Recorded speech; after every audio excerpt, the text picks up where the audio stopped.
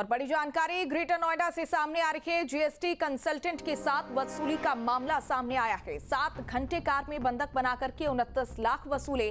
Police की वर्दी में आए लोगों पर 50 लाख मांगने का आरोप लगा है। सोसाइटी के पास एसयूवी से ओवरटेक करके कार रुकवाई गई। एनकाउंटर की धमकी देकर के संदीप कुमार को कार में बैठाया गया। जेवर टोल और डोमिनोज के सीसीटीवी में संदिग्ध कैद हुए हैं, जिसकी जांच तेज कर दी गई है। बिसरख पुलिस ने मुकदमा दर्ज कर टीमें गठित की। तो सोसाइटी के पास एसयूवी से ओवरटेक कर कार रुकवाई गई है और सीसीटीवी फुटेज सामने आई है। टोल की ये फुटेज है और डोमिनोज की ये फुटेज है, जहां पर साफ तौर पर देखा जा रहा कि 7 घंटे कार में बंधक बना करके 29 लाख रुपए वसूले गए हैं। पुलिस की वर्दी में आए लोगों पर 50 लाख मांगने का आरोप लगा है। और इसी खबर पर ज्यादा जानकारी के साथ संवाददाता तरुण हमारे साथ फोन लाइन पर जुड़े हुए हैं। तरुण, इस पूरे मामले में अब तक क्या कुछ कार्रवाई देखने को मिली है?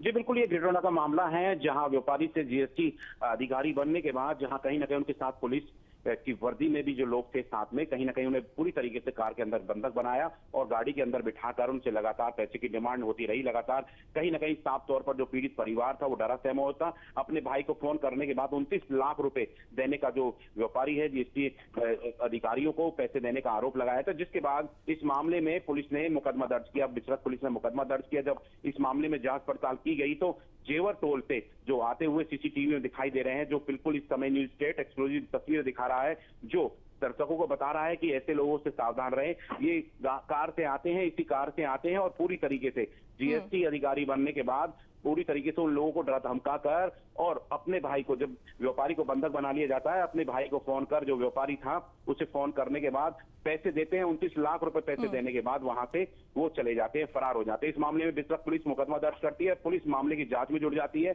अब पुलिस पूरे मामले पर 4 टीमों का गठन किया, जिसमें पुलिस का दावा है कि जल्द जो आरोपी हैं, जो पुलिस वर्दी में इस तरह की हरकत की है, कहीं ना कहीं जो पुलिस पर कहीं ना कहीं दाग लगता नजर आ रहा है। तो पूरी तरीके से पुलिस इस मामले पर काम कर रही है, कार्य कर रही है। सीसीटीवी फुटेज में भी देखा जा रहा है कि पुलिस की वर्दी में आते हैं और 50 लाख रुपए मांगते हैं।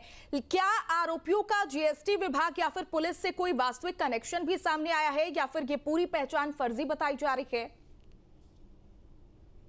जी बिल्कुल, लगातार कहीं ना कहीं जो बिसरख पुलिस है, पहले ही तत्काल जब सूचना मिलती है बिसरख इंस्पेक्टर को, तत्काल मुकदमा दर्ज किया जाता है। उच्च अधिकारियों के आदेश पर तत्काल इसमें कई टीमों का गठन किया जाता है। लेकिन जब सीसीटीवी जब ये मिलता है तो उसमें जो पुलिस की वर्दी पहने हुए जो गाड़ी चला रहा होता है वो पुलिस की वर्दी पहने साफ नजर आता है, जहां जेवर टोल पर कैमरे में कैद होता है। कुछ देर बाद सफेद शर्ट में जो पिज्जा बर्गर डोमिनोज पे जाता है, जो सफेद वर्दी में यानी कि सफेद शर्ट में जो सिविल में वहां से वो सामान खरीदता है। तो साफ तौर पर जब इनकी पूरी जांच पड़ताल की गई तो ये सीसीटीवी निकल कर आए। सीसीटीवी के आधार पर पुलिस अब मामले की जांच कर रही है। आखिरकार ये जीएसटी अधिकारी थे तो भी इन पर गंभीर आरोप सवाल खड़े होते हैं, जहां उत्तर प्रदेश के मुख्यमंत्री साहब कहते हैं कि ऐसे भ्रष्ट अधिकारियों पर कार्रवाई होनी चाहिए। अब सवाल सबसे बड़ा ये है कि बिसरख पुलिस जल्द इन आरोपियों पर पहुंच पाती है और क्या कार्रवाई करती है। बहुत शुक्रिया तरुण, हमारे साथ जुड़ने के लिए और तमाम जानकारी साझा करने के लिए।